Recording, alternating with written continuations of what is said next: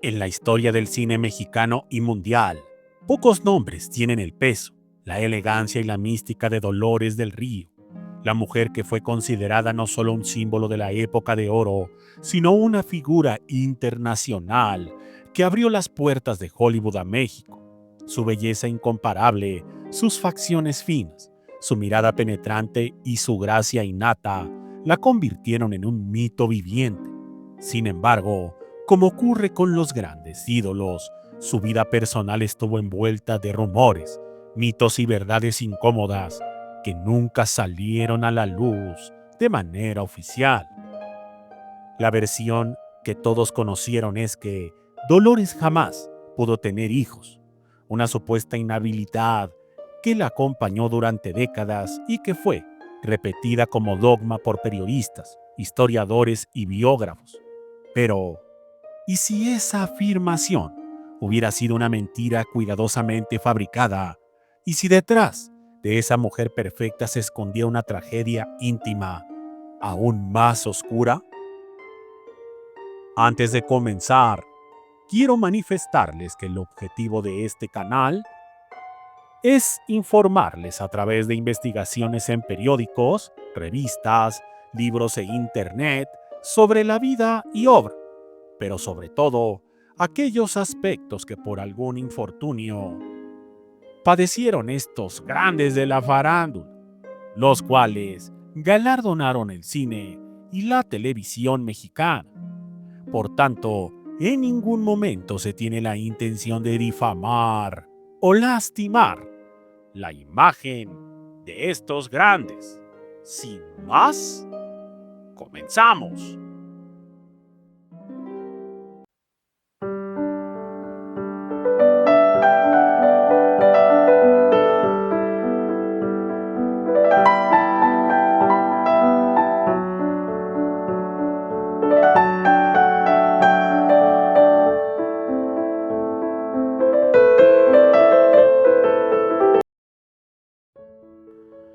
Un secretario particular que trabajó con Dolores del Río durante 2 décadas y que juró silencio mientras ella vivía, reveló, después de su muerte, una confesión que estremeció a quienes la escucharon.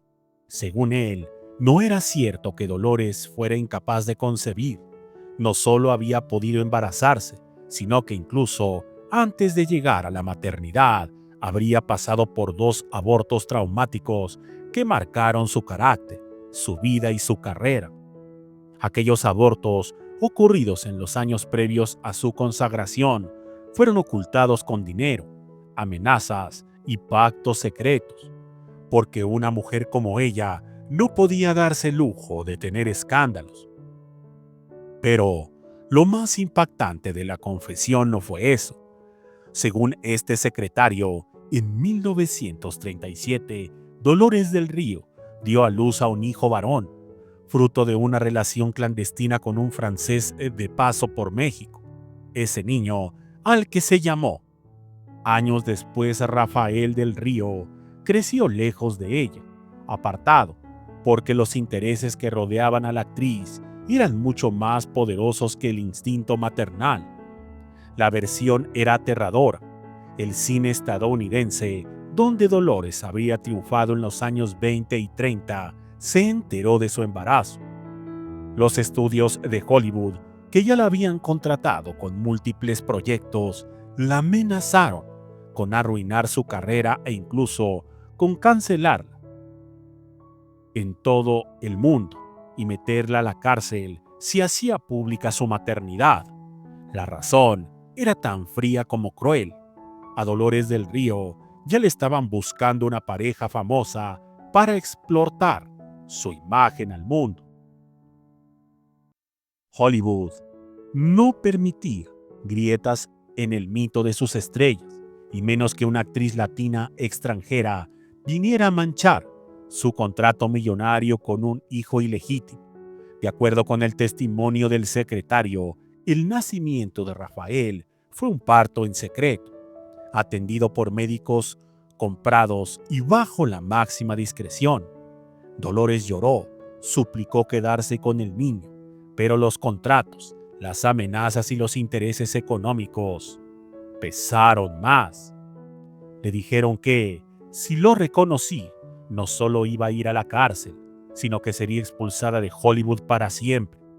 La carrera de Dolores apenas se consolidaba y la presión fue insoportable. Entonces, forzada, abandonó a su propio hijo. Lo estremecedor del relato es que el niño creció en México, sin saber jamás que su madre era la diva más venerada de la pantalla. Rafael del Río fue criado bajo otro apellido, lejos de la luz pública, y con el tiempo encontraría su camino en el mundo de la actuación, aunque sin el brillo ni la fama de su madre. Los mismos rumores apuntaban a que aquel niño, ya adulto, no era otro que el actor que después conoceríamos como Rafael del Río, quien aparecería en distintas producciones mexicanas. La tragedia personal de Dolores se cubrió con capas y capas de mentiras. Oficialmente ella nunca habló del tema. Siempre se prestó como la gran dama que había sacrificado la maternidad por el arte, como la mujer que no podía tener hijos.